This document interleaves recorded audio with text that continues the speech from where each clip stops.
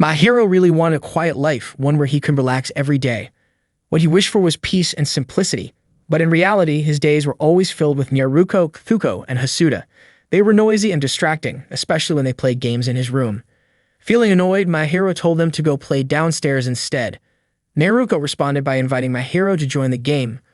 Thuko asked him to make breakfast, and Hasuda teased him by saying he was being lazy for lying down on a Sunday. Naruko then suggested that they should go out and have a barbecue party later that night. My hero told them that he needed some time alone, wondering why the three of them could never understand that. Naruko leaned close to his face, which made my hero suddenly remember the time when they kissed. Just recalling that moment made his face turn red. Seeing his expression, Naruko assumed he was running a fever and pressed her forehead against his to check his temperature. Out of nowhere, Thuko jumped toward my hero, hoping to get the indirect touch from Naruko's forehead.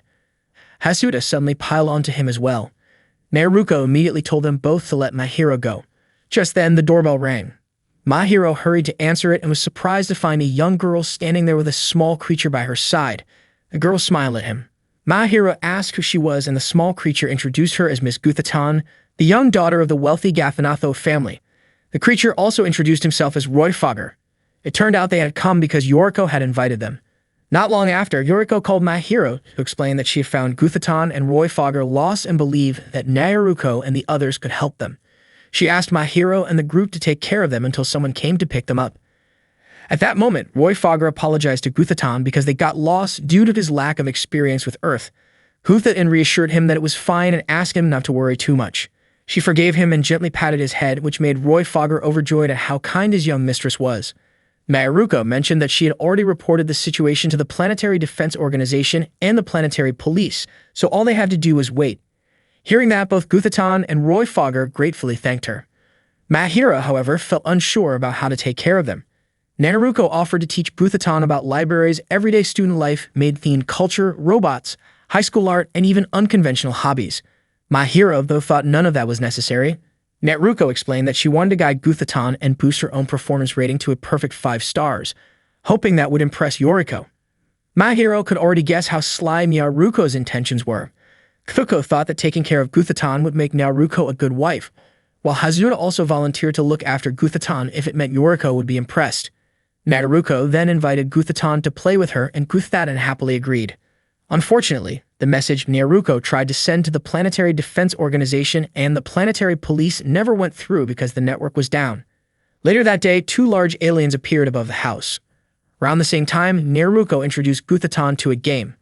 Roy Fogger immediately recognized it as a legendary game that had been recalled only 2 weeks after its release because it was considered inappropriate. Naruko was surprised that Roy Fogger knew about it. Guthatan seemed to enjoy the game, and Naruko claimed it was meant for learning about human relationships and social dynamics. Mahiro quickly took the game away, insisting it wasn't something for children. Guthatan looked sad because she really wanted to play, but she chose to listen to Mahiro. Touched, Mahiro gently patted her head and called her a good kid. Guthatan smiled and promised that she would always listen to him and continue being well-behaved. Mahiro then scolded Naruko, telling her not to give things like that to someone underage. Roy Fogger, instead of being concerned, curiously asked Naruko where she had found such a rare product, but Naruko refused to answer. Listening to the two of them talk made Mahiro wish she could throw them both out of the house. Thuko then asked Guthatan what her favorite food was, but Roy Fogger answered by mentioning his own favorites, sushi rolls and BLT sandwiches. Thuko tried to convince Mahiro that Guthatan wanted a lovingly prepared breakfast made by him, but Mahiro pointed out that Guthatan had never said that and that it was just Thuko's own request. Jokingly, Thuko teased that Guthatan would probably enjoy drinking Naruko's homemade milk. Naruko dramatically placed her hands on her chest, claiming her milk was meant only for Mahiro. Hasuda then offered to make breakfast, but Mahiro declined because he wasn't confident about Hasuda's cooking skills. Suddenly, the refrigerator in Mahiro's house started to shake. Naruko guessed it must have been the barbecue ingredients thawing out, but instead, a giant insect burst out of it. The creature was a shagbag insect, and it flew around the house, leaving a mess everywhere. Seeing this, Roy Fogger cheerfully commented that the barbecue party later would surely be lively. Naruko added that she always made sure to import only the highest quality ingredients. Mahiro asked Naruko to quickly do something. Thuko immediately released her fire powers to burn the Shage Barbic bug, but Mahiro stopped her because it could set his house on fire. Hasuda then offered to drive the insect away with her wind powers, but Mahiro stopped her as well because it could cause panic outside. According to Miyaruko, Mahiro worried too much about everything, so she used the Ninokris mirror. The mirror pulled the Shabai inside and the bug problem was solved. Mahiro was puzzled as to why Miyaruko always carried dangerous tools. He remembered when she once gave him a mirror back when their bodies were swapped, and he could not imagine what would have happened if he had been pulled inside the mirror. Miyaruko told Mahiro not to worry because the mirror had already passed the ISO 9901 quality standard. Mahiro scolded her, but when their faces ended up close, Mahiro suddenly remembered the time they kissed. His face turned red and he quickly turned away. Miyaruko asked why he was acting like that all of a sudden and teased whether he felt flustered when looking at her lips. Mahiro denied it. Miyaruko admitted she was always ready for that kind of moment and told him not to hold himself back. She leaned closer, but Mahiro refused and pointed out the messy room instead. He said he would clean it up, and although Miyaruko and Hasuda offered to help, Mahiro declined. Miyaruko even suggested using the mirror's suction power to make cleaning easier, but Mahiro quickly kicked all three of them out of his house and told them to stay away until he was done. The three of them left to wait until Mahiro calmed down. Mahiro was startled when he saw Guthaton, who ended up making his house even messier. Roy Fogger reminded Guthaton to wash herself up since she was dirty. Guthaton obediently removed her clothes, but Mahiro quickly scolded her and told her to change in the dressing room. While Guthaton was in the bathroom, Mahiro mopped the floor and sighed at how his food ingredients had been ruined. Roy Fogger apologized for disturbing Mahiro and pleaded with him to help bathe Guthaton. Mahiro agreed, and with Roy Fogger keeping him company, he carefully washed Guthaton's hair. Roy Fogger mentioned that Guthaton usually bathed together with her maids. After finishing her shampoo, Mahiro rinsed her hair. Guthaton shook her wet hair, sending water drops onto Mahiro, but instead of being annoyed, he laughed. Once the bath was done, Mahiro prepared some food and invited Guthaton to eat. Guthaton opened her mouth wide, waiting for the food to be fed to her, leaving Mahiro confused. Roy Fogger explained that Guthaton was used to being spoon-fed by her maids. Mahiro then fed her, and afterward, he even helped her fall asleep. At that moment, Mahiro thought to himself that maybe this was what it felt like to have a little sister. It had been a long time since he felt such calmness. Naruko suddenly appeared through the window and was shocked to see Mahiro putting Guthaton to sleep on his lap. She was surprised by Guthaton's wet hair and clean clothes. Annoyed, Naruko asked whether Mahiro had bathed together with Guthaton, while she and the others were gone. Mahiro admitted he had helped Guthaton wash her hair, which surprised both Thuko and Hasuda. Mahiro smiled and clarified that he had not done anything strange, only helped with washing. Still, they demanded that Mahiro treat them the same way he treated Guthaton. Panicked, Mahiro grabbed Guthaton and ran away. On the way, Guthaton woke up and greeted him. He ran to Takahiko's house and went straight into his room, where Guthaton greeted Takahiko. Takahiko smiled and asked what was going on, but Mahiro noticed Naruko and the others peeking from the window outside. Without explaining, he immediately left, leaving Takahiko clueless about what was happening. Later, Mahiro ran into Tamao and called out to her. Curious, Tamao asked who was with him. Guthaton and Roy Fogger politely introduced themselves, but Mahiro did not have time to explain because Naruko was still chasing him. He then rushed into Louis's takoyaki stand, asking Louis to help hide him. Guthaton called Louis aunt and asked her for some juice. Hearing the word aunt made Louis a little annoyed. Mahiro reminded Louis not to tell anyone that he had passed by. He quickly left, and not long after, Naruko arrived. She asked Louis if she had seen Mahiro, and Louis pointed her in the right direction.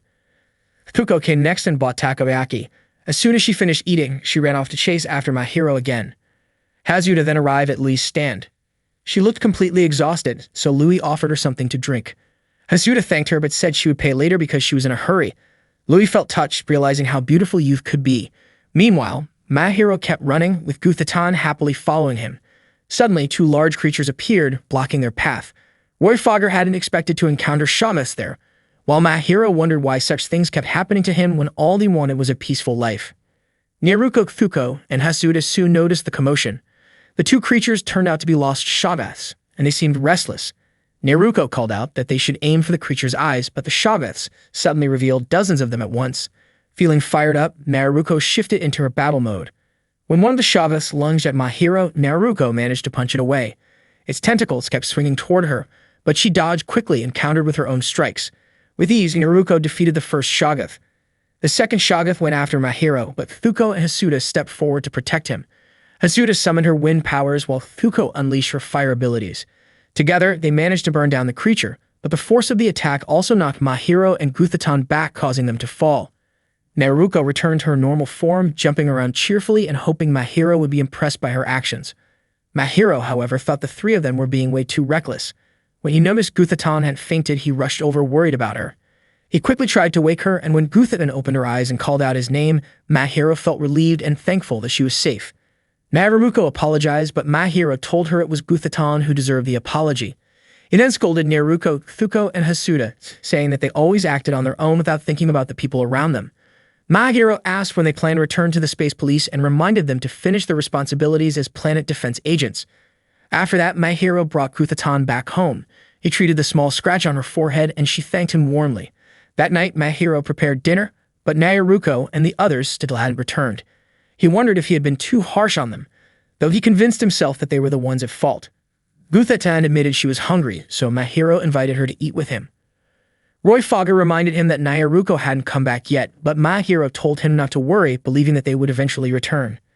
Mahiro then fed Guthaton, and during dinner, she suddenly asked if he ever felt lonely. Mahiro brushed it off, saying that what he truly wanted was a quiet life like this, because it gave him peace of mind. Still that night, before falling asleep, he couldn't help but feel uneasy. The next morning, Mahiro woke up at 7 a.m. and was surprised to realize it was Sunday. His house was unusually quiet. When he went to check Guthaton's room, she wasn't there. He searched for Thuko, Hasuda, and Naruko, but none of them were at home. Mahiro was left confused, not knowing where everyone had gone. When Mahiro woke up, he realized his friends weren't at home. He didn't find Guthaton in her room, Hasuda in the living room, Thuko in the dining area, or even Naruko anywhere around. He started wondering if maybe they still hadn't come back since yesterday, and the fact that even Guthaton was gone made him even more uneasy. Mahiro thought it was possible that his friends had gone somewhere together and taken Guthaton with them. That day, Mahiro spent his time alone. He ate by himself, watched TV by himself, and eventually grew so bored that he decided to step outside. As he walked around, he felt something was strange. Normally, Naruko and the others would pop up and bother him, but this time the streets were completely quiet. He thought he saw a giant bird flying over the city, which only made things feel even more surreal. The city seemed empty. He didn't see a single person, which felt almost impossible. Mahiro was convinced that this strange situation had something to do with Naruko and the others. He quickly tried calling Takahiko, but there was no answer. He kept walking and dialed more people from his contacts list, but nobody picked up, not even Yoriko. Memories started flashing in his mind. Laughing with his friends, Naruko's cheerful energy, her constant confessions of affection, and the way she always teased him. Feeling lonely, Mahiro decided to head towards school. When he reached his classroom and opened the door, the room was completely empty. He remembered the day Thuko first walked into class, boldly introducing Naruko as her wife, and also the day Hasuda first joined, declaring how important Mahiro was to her. The memories of all his friends felt overwhelming. Mahiro shut the classroom door and ran through the hallways. He remembered the lunches they used to have together on the rooftop during breaks, those irreplaceable moments that had left such a mark on him. Driven by those memories, he rushed up the stairs and threw open the door to the rooftop, but again, nobody was there. He couldn't make sense of what was happening. Mahiro left the school and wandered off, his mind full of memories. Thuko always trying to get closer to Naruko, Hasuda who always wanted to stay near him. He walked to his store at the shopping center where he had once gone with Naruko, Thuko, and Hasuda, but the place was just as empty. Desperate, he even went all the way to the beach. He remembered that trip with his friends, the moment when he made Naruko cry after telling her he didn't like her, and the smile on her face when he tried to cheer her up by taking her to a souvenir shop nearby. At the shore, he shouted their names, Hasuda, Thuko, Naruko, hoping someone would answer. But all that came back to him was silence. He thought about Thuko waiting sadly for Naruko, at about the time he visited a shrine with Naruko where they prayed together. He remembered how she would often say how much she liked him. But even at the shrine, nobody was there. Mahiro began to wonder if he really was completely alone. That night, Mahiro kept walking without even realizing how he found himself in another dimension. Suddenly, a huge monster appeared in the sky and started chasing him. He ran as fast as he could until he hit a dead end. Frustrated and scared, he yelled out, demanding to know what was happening in this world. The monster moved closer, opening its terrifying mouth as it reached out toward him. Mahiro panicked and called out Naruko's name, hoping she would come, but no one appeared. He jumped to avoid the monster's strike, and in that moment he realized that even now he was still relying on Naruko and the others. Then a light suddenly glowed from his pocket. It was the protective charm Naruko had given him. The charm released a special mirror, one of Naruko's tools. Mahiro quickly aimed the mirror at the monster in front of him, and the massive creature was sucked into it. Exhausted and out of breath, he dropped to his knees. That was when Guthaton appeared, running toward him in tears. She called out to him in fear, and when Mahiro asked why she was there, she threw her arms around him, apologizing over and over. Mahiro, confused, asked if she was the one behind everything. Guthaton didn't answer at first, only cried harder. Mahiro pressed her for the truth, and finally she admitted it. Shocked, Mahiro asked if she could undo it, if she could send him back to his original world. He begged her to try because all he wanted was his old life back. Before Guthaton could respond, Roy Fogger appeared. He told her to step away from Mahiro, claiming Mahiro wasn't the kind of person she should be with and that he would only have a bad influence on her. In the next moment, Roy Fogger transformed into a terrifying monster, leaving Mahiro completely stunned. Roy declared that he would erase Mahiro and stretched out his tentacles to attack. Just before the strike could hit, a staff pierced through Roy's attack. Mahiro recognized it instantly. A small version of Naruko emerged from a mirror, happily announcing that she had made it just in time since Mahiro had almost been caught. Her voice sounded a little different, and Guthaton couldn't help but comment on how cute this tiny Naruko looked. The girl stepped out of the mirror fully and explained that she had come because she heard him calling her. She revealed that she had been able to track him down through the mirror he had used earlier. At that moment, the monster Roy Fogger said that he would not let Naruko interfere with his plans. Mahiro was annoyed by Roy Fogger's words, but before he could try to attack him, Naruko asked Mahiro to look into a small mirror. What Mahiro saw was himself trapped inside a strange barrier. Naruko then released a bright light that freed Mahiro from the glass-like trap, bringing him back to his world. Confused, Mahiro asked what had really just happened to him. Mahiro was surprised when he saw Thuko and Hazuda standing right in front of him. Hazuda immediately hugged him, admitting how worried she had been about him.